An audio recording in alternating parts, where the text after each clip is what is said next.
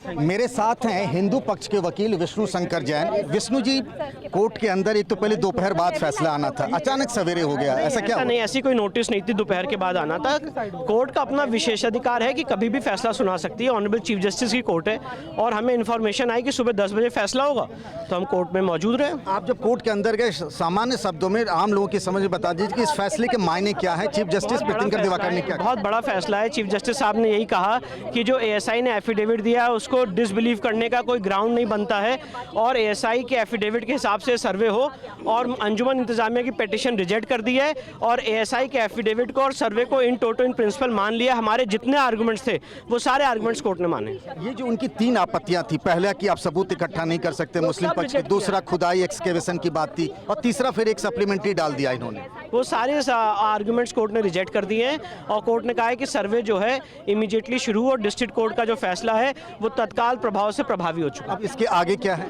अब इसके आगे सर्वे शुरू होगा, हम सर्वे में पार्टिसिपेट करेंगे।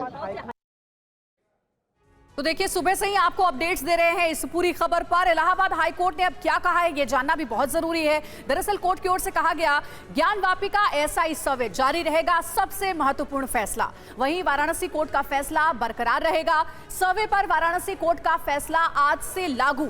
ढांचे को बिना नुकसान पहुंचाए, ये गौर करिए, ढांचे को बिना नुकसान पहुंचाए सर्वे हो। मुस्लिम पक्ष की याचिका खारिज की गई है। तो देखिए, आज इलाहाबाद हाई कोर्ट के ये जो महत्वपूर्ण फैसले की जो पूरी पॉइंट वाइज डिटेल है वो हमने आपको बताई, और इसी पर चर्चा करने के लिए हमारे साथ तमाम खास मेहमान भी जुड़े हुए हैं। हरिशंकर जैन है, हिंदू पक्ष के वकील, हमारे साथ जुड़े हुए हैं। महामंडलेश्वर महंत नवल किशोर दास जी है, धर्मगुरु, हमारे साथ जुड़े हुए हैं। डॉक्टर प्रवेश कुमार चौधरी, प्रवक्ता विश्व हिंदू परिषद के, वो हमारे साथ जुड़े हुए हैं। मुमताज आलम रिजवी साहब हमारे साथ, मुस्लिम स्कॉलर, जुड़े हुए हैं। और पीरज़दा तारिक निजामी साहब AIMIM के नेता हैं, वो भी हमारे साथ जुड़े हुए हैं। लेकिन सबसे पहले मैं आना चाहूंगी हरिशंकर जी के पास, जो कि हिंदू पक्ष के वकील हैं। हरिशंकर जी, हमने सुन लिया कि हाई कोर्ट की ओर से क्या फैसला आया है कि किसी तरीके का ढांचे को बिना नुकसान पहुंचाए, खुदाई ना हो, तब जाके सर्वे हो। जरा आप हमारे दर्शकों को तफसील से ये समझा पाएंगे किन शर्तों के साथ एएसआई को सर्वे की इजाजत दी गई है? देखिए, फैसला बहुत बड़ा है, महत्वपूर्ण है जी, और इस फैसले से सत्य जानने का रास्ता साफ हो जाएगा।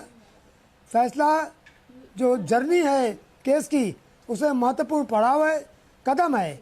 और इलाहाबाद हाई कोर्ट ने, माननीय मुख्य न्यायाधीश महोदय ने सोच विचार के बाद, दोनों पक्षों के आर्गूमेंट को डील करने के बाद जी, ये निर्णय लिया है कि सर्वे वहाँ न्यायोचित है, सर्वे होना चाहिए। और जो ये आर्गूमेंट था कि सर्वे की स्टेज नहीं है, उन्होंने कहा नहीं, धारा में जो कानून है ऑर्डर 26 रूल 9 रूल 10A, उसमें कोई स्टेज नहीं दी है, सर्वे हो सकता है।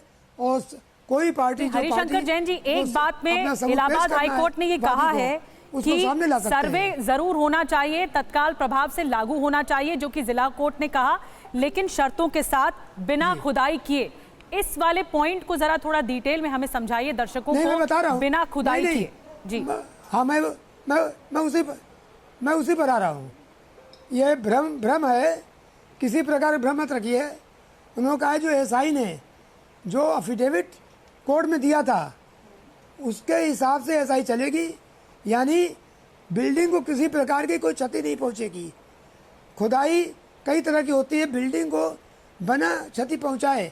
अगर बाहरी इलाके में कोई खुदाई होती है तो उस पर कोई रोक नहीं है, पर ऐसी खुदाई नहीं हो सकती जिससे बिल्डिंग को क्षति पहुंचे।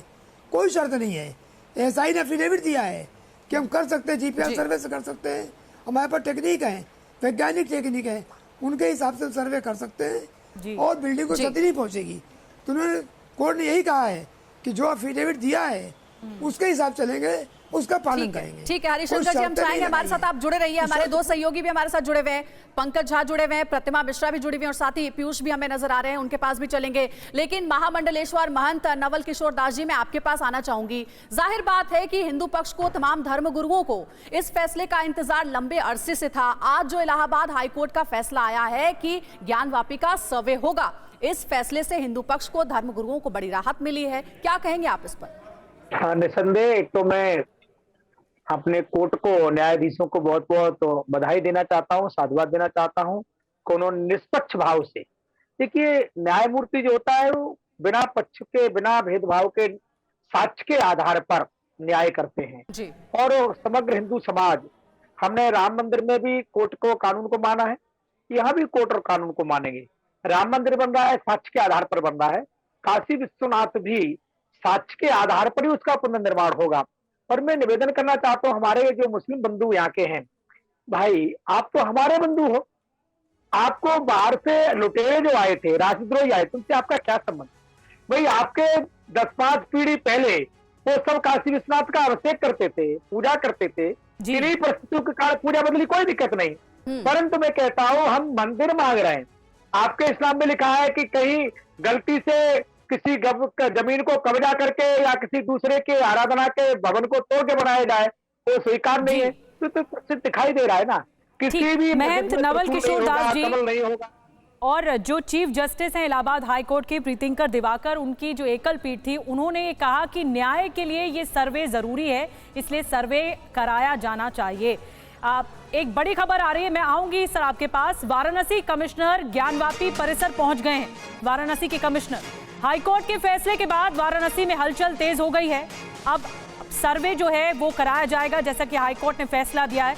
जल्दी से प्रतिमा के पास चलते हैं। प्रतिमा, बताया जा रहा है हलचल तेज हो गई है, जो कमिश्नर है वाराणसी के, वो ज्ञानवापी परिसर पहुंचे हैं।